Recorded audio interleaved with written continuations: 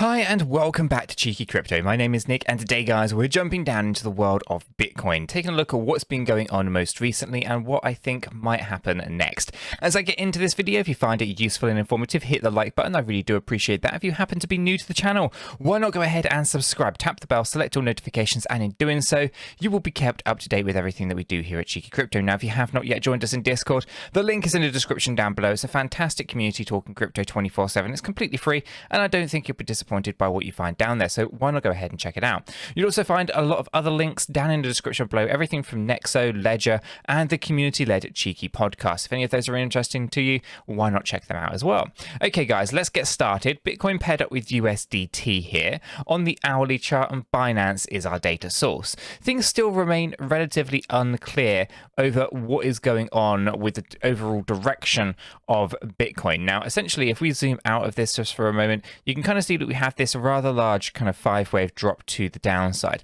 I say rather large, it is of course on the micro scale, so it's not massive. In total, we've dropped down a total of 21.71%.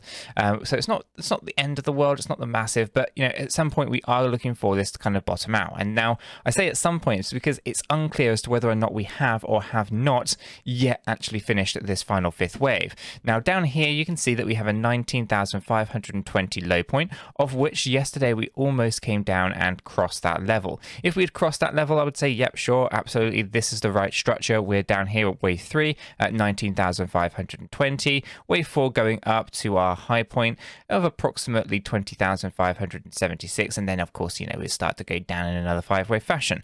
However, right now it's possible that this could go in either direction, as in both are valid until proven otherwise.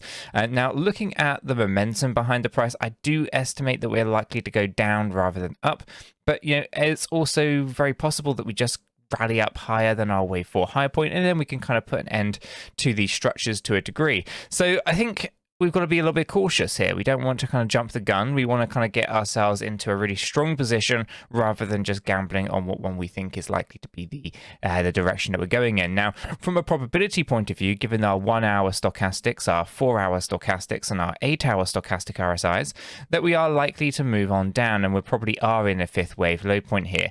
The issue that I have with this is that we've kind of gone 5 waves down already, and we've kind of gone 3 waves up. We could be looking at a pretty deep kind of 5-wave overextension here, and it would be rather complicated to kind of explain. Let me try to do it though and see if I can make sense of this for you guys.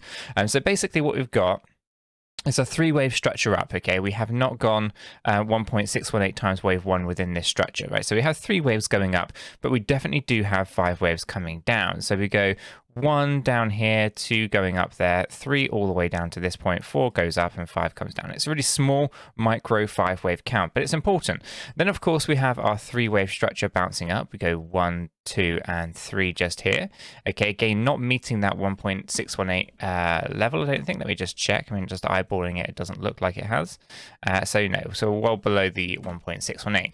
Okay, so then we could be looking at another 5-wave drop to the downside, okay, where we could actually finish this off. The other thing is we could be doing some kind of ending diagonal or something to that effect. You know, it's quite complicated at this point. But if we are to get another 5-wave drop here, and we were to start thinking about the scale of this being a slight overextended fifth wave to the downside, then all of a sudden we're going 1, 2 down here for 3, 4, then 5, and all of a sudden, you know, we are talking about coming down towards $17,000 before we even get a significant bounce.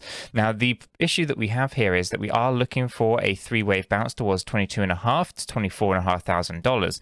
The issue really is that we need to bottom this fifth wave in order to allow that to happen, and if we cannot get a good structure to complete this fifth wave, then unfortunately we're just going to continue to maybe overextend this, going down deeper, and of course, you know, making it even harder to kind of see our relief bounce to the upside in the near future. Obviously, September is looming, September being a historically a really bad month for crypto.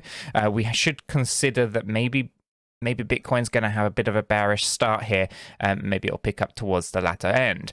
That being said, though, I do think that there's a high probability of this finishing out much sooner than maybe expected for many, and then we'll start to see that relief bounce to the upside. I'm pretty confident that we have not had that yet. We can kind of just see our 5-wave drop here coming in with the you know, really frustrating kind of structure happening right in the middle here. But for the most part, we are looking reasonably okay. We just need to kind of finish this one off, and it's really hard to give anyone a kind of an estimate on what's going on here just yet. I think this is something that we could probably see some more downward price pressure, as you can kind of see it happening right now. It could just be really quick. It could be a flash to the downside and then we can be done, or it might just drag itself out a little bit. But basically, the 1, 4, and 8-hour stochastic RSIs are far too high to support a significant move to the upside.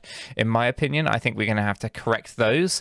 Obviously, they do not directly relate to price, so we just need to see the sentiment shift in the space, because basically what it's doing is stochastic RSI is showing you the strength of a movement. And right now, I think we've got a lot of strength behind some bearish candles.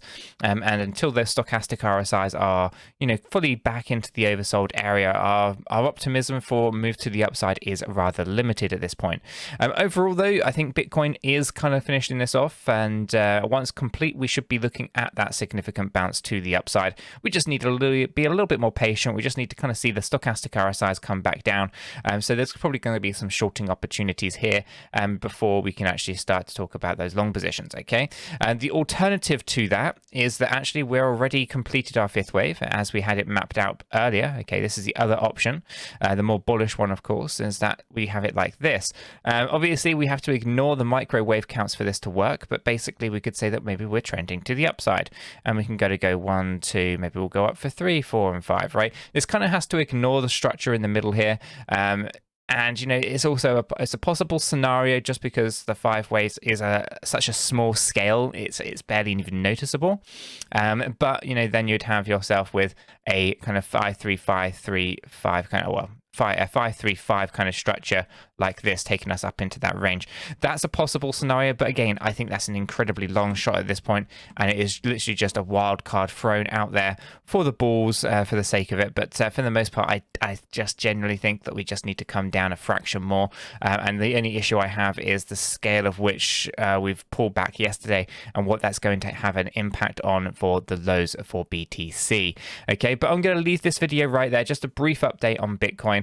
I'm not around much today, but do feel free to @mention me in Discord, and I'll get back to anybody's questions in Discord at slightly later on today. So guys, if you found this useful and informative, hit the like button. I do appreciate that. If you happen to be new to the channel, why not go ahead and subscribe, tap the bell, select all notifications, and in doing so, you will be kept up to date with absolutely everything that we do here at Cheeky Crypto. And yeah, don't forget to join us down in Discord. Until the next one, have a fantastic day.